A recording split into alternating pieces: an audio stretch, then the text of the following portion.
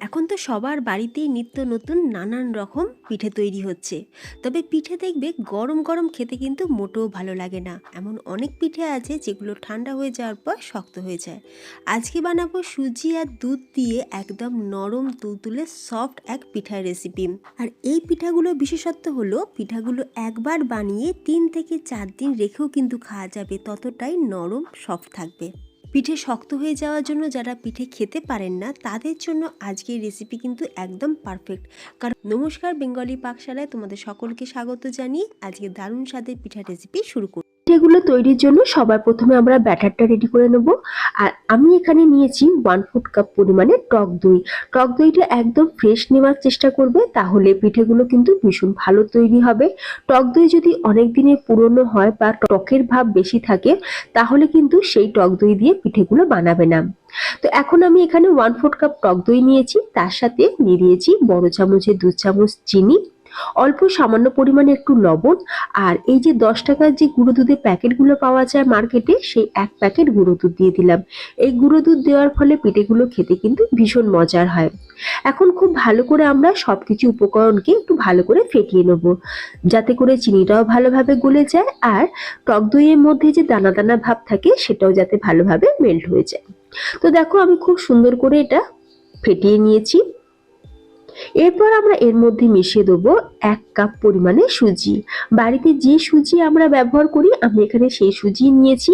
চেষ্টা করবে একটু ছোট দানার সুজি ব্যবহার করতে, তাহলে পিঠেগুলো ভীষণই ভালো তৈরি হবে আর আমাদের রেস্টেও বেশিক্ষণ রাখতে হবে না।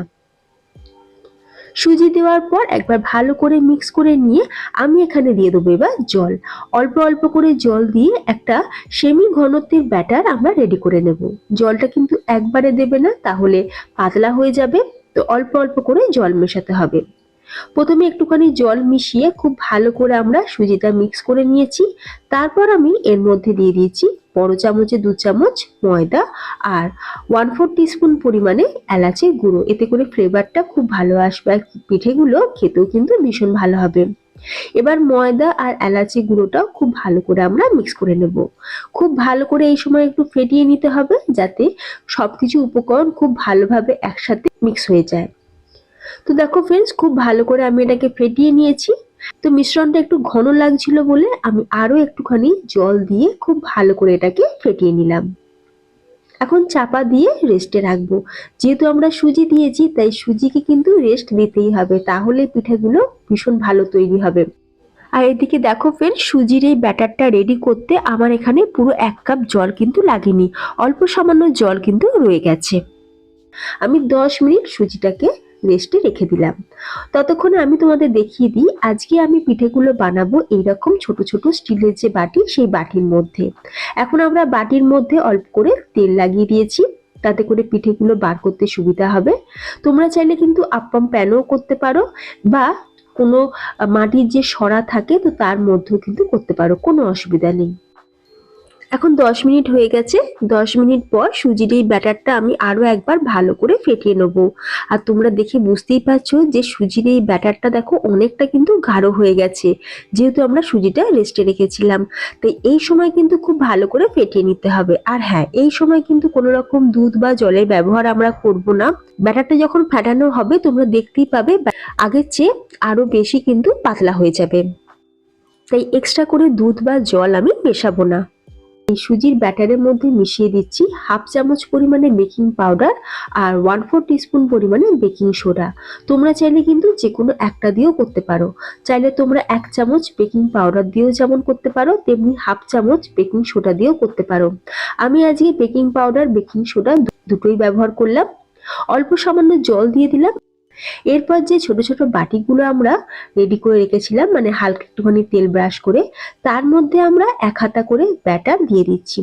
খুব বেশি কিন্তু ব্যাটারটা দেবে না, কারণ আমরা যখন এই পিঠাগুলো স্টিম করব বা ভাপে দেব তখন কিন্তু পিঠাগুলো বেশ বড় হয়ে যাবে বা ফুলে যাবে।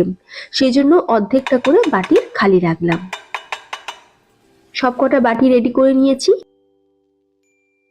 এরপর কড়াইতে একটা স্ট্যান্ড বসিয়ে তাতে দিয়ে দিলাম কিছুটা পরিমাণে জল, আর সেই স্ট্যান্ডের ওপর একটা প্লেট বসিয়ে আমি এই 4টে বাটি বসিয়ে দিলাম। তো টোটাল আমার 5টা বাটি হয়েছিল, তো আমি এখানে 5টা বাটি কিন্তু বসিয়ে দিয়েছি, আরও একটা বাটি আমি তারপর রেডি করে বসিয়ে দিয়েছিলাম। তো দেখো আমি এখানে 10 থেকে 12 মিনিট স্টিম করে নিয়েছি। মিডিয়াম ফ্লেমে 10 থেকে 12 মিনিট পিঠাগুলো স্টিম করার পর পিঠাগুলো দেখো ফ্রেন্ডস একদম কিন্তু রেডি হয়ে গেছে। এইরকম একটা টুথপিক দিয়ে একটু চেক করে নেবে।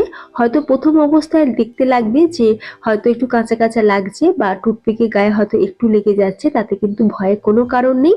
যখন এটা পুরোপুরি ঠান্ডা হয়ে যাবে তখন কিন্তু খুব ভালোভাবে পিঠাগুলো আমাদের রেডি হয়ে যাবে। তো 12 মিনিট পর গ্যাসের ফ্লেমটাকে অফ করে দিয়ে আমি একটা টুথপিক দিয়ে তোমাদের চেক করে দেখাচ্ছি। তোমরা দেখে নিশ্চয়ই বুঝতেই পারছো টুথপিক কিন্তু একদম ক্লিন এসেছে। এখন আমরা পিঠেগুলোকে ঠান্ডা করে নেব। ঠান্ডা হয়ে যাওয়ার পর আমরা পিঠাগুলোকে বাটি থেকে ডিমোল্ড করে নিচ্ছি। একটু ছুরি দিয়ে চারিদিকটা ঘুরিয়ে দিলাম, তাতে করে পিঠাগুলো খুব সহজেই কিন্তু বাটি থেকে বেরিয়ে আসবে। একই রকম ভাবে সবকটা বাটি থেকেই কিন্তু পিঠাগুলো আমার বার করে নেওয়া হয়ে গেছে।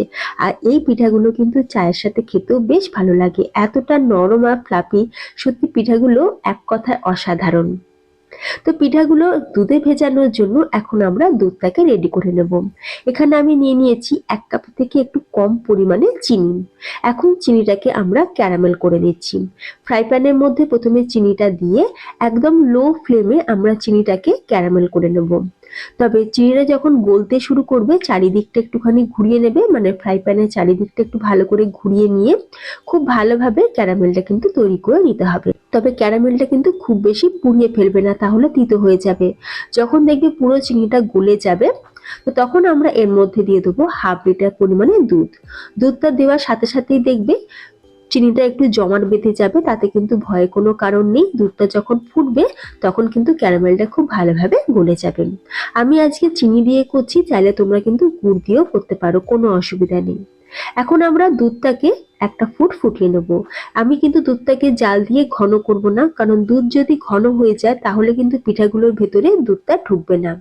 সেজন্য আমি একটা ফুট দিয়ে ফুটিয়ে নিয়েছি। এবার গ্যাসের ফ্লেমটাকে অফ করে দিয়ে এখন এই গরম দুধ আমরা দিয়ে দেবো পিঠাগুলোর উপরে। পিঠাটাও এখন হালকা গরম আছে, আর তার উপরে এই গরম দুধটা দিয়ে আমরা চাপা দিয়ে এটাকে রেখে দেবো 2 থেকে 2.5 ঘন্টার জন্য। অবশ্যই কিন্তু দুধটা গরম থাকতে হবে, তাহলেই পিঠের ভেতর পর্যন্ত দুধটা ঢুকবে। দুধের মধ্যে কিন্তু পিঠেগুলো দিয়ে ফোটাবে না, তাহলে পিঠাগুলো একদম ভেঙে যাবে। এখানে দেখো আর একটা বাটিতে আমি পিঠাটাকে রেডি করে নিচ্ছি। ফিরে এলাম 2 ঘন্টা পর। মাঝখানে আমি পিঠাগুলোকে একটু উল্টে দিয়েছিলাম, আর তোমরা দেখে বুঝতেই পারছো পিঠাগুলো কিন্তু দুধটা অ্যাবজর্বও করে নিয়েছে, আর পিঠের ভেতর পর্যন্ত দুধটাও ঢুকে গেছে।